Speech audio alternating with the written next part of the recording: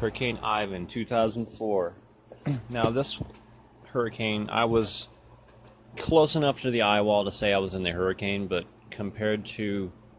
See, I have an unusual experiences in my life when it comes to hurricanes because I've actually been in the right front quadrant of the eye wall and the eye of three hurricanes, all of which were major. One of them was like right on the border of major, so I can we all if you were here, you would consider it major. Aaron, Opal, which was the third costliest disaster in U.S. history at the time, and Dennis. Now I've also been somewhat in George. We had steady straight line winds, around hurricane force, but when I talk about the storms that I've been in, I really try to just focus on the ones that I've been like either really close to the eye wall or in the eye wall in the eye.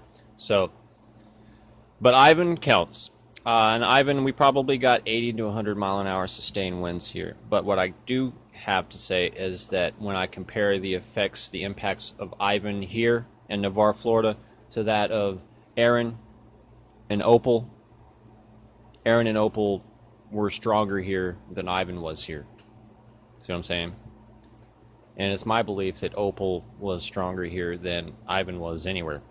But they were, if you look at the stats, like the last recorded wind speed upon landfall, they're right about the same. Opal was like 5 miles an hour stronger, but people debate whether or not Ivan was 120 or 130. So anyway, I'm not going to get into that argument. Completely different argument. People can argue about that all day, but nonetheless, it was intense. There's no such, if you are in the right part of a hurricane, if you're close to that eye and you're near that eye wall or you're in that eye wall, it's going to be an intense experience, whether it's a Category 1 or up. It doesn't matter. It's going to be crazy. It's going to blow your mind, especially if you've never experienced it before. So anyway, this thing happened at night, 2 o'clock in the morning, something like that. Thing hit land. But all night long, you could just, typical hurricane. Now see, we're in a wood house, so the house was kind of moderately shaking. Not like it was in Aaron or Opal. But you can hear glass breaking, stuff crashing around, lots of tin. You can hear tin clashing around outside, blowing around. What we didn't know was that in the middle of the night, 2 o'clock in the morning, right down the road from here, my aunt and uncle's house was up to its roof in water. See, there's a bay at the end of the road, right? If you head south, just a short drive down the road south, you wind up at the Gulf of Mexico. And then there's a little bridge you can cross over to go to it's Barrier Island. So there's a sound, and then you get to the Barrier Island, there's the Gulf of Mexico. So that whole coastline down there was completely submerged, of course. When a landfalling hurricane's coming in, the Gulf of Mexico is going to come into the city, especially Navarre. This is a beach town. But see, we're far enough away from the Gulf that we don't get that storm surge. If a storm comes in to our west, the problem is the water in the bay rises. Now, it's never made it to the house, fortunately. But at the end of the street, next to this house was a pretty good distance from the bay itself, but not far enough. And the water came all the way up.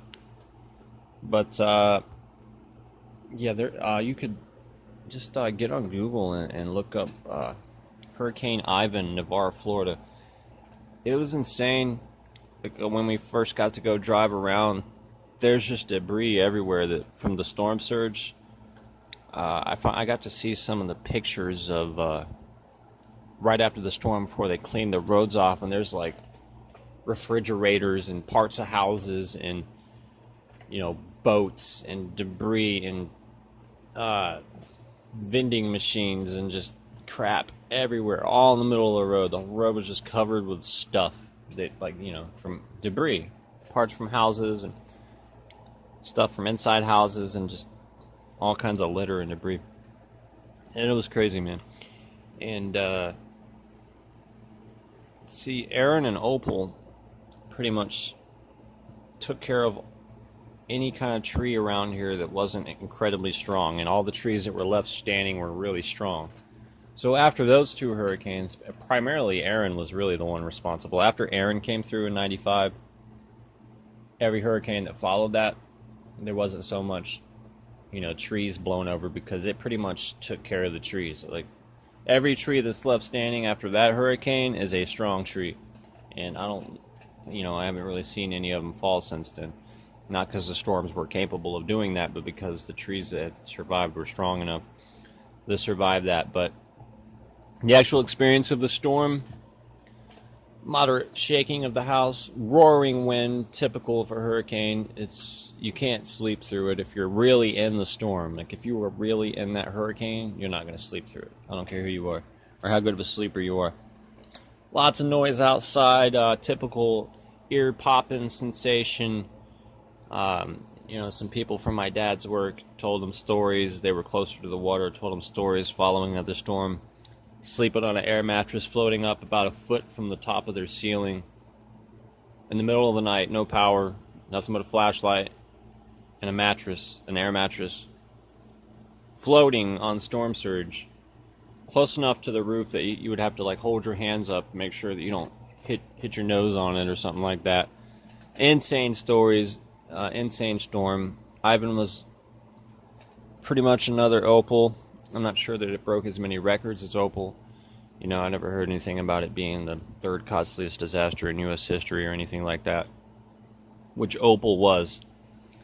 But the Pensacola area, 80-mile-an-hour winds, but people from there will tell you that it was like 160, but really the reason that they say that is because people in Pensacola have never, to this day, in my lifetime, they've never been in the actual eye wall of a landfalling hurricane. Now, you could count Aaron, but when Aaron went through there, it already tore through here, and it had already dropped down 2 categories, and I don't even think it was a tropical. I don't even think it was a hurricane when it actually made it to Pensacola, and plus they were on the west side. But they did get, I believe, the western eye wall of what had weakened to a Cat 1, maybe high-end tropical storm. But I don't really count that. But the point is that Pensacola has never, that's the first time Pensacola had even ever been on the east side of a storm in my lifetime. And they were probably 40 miles, 35 miles from the eye wall.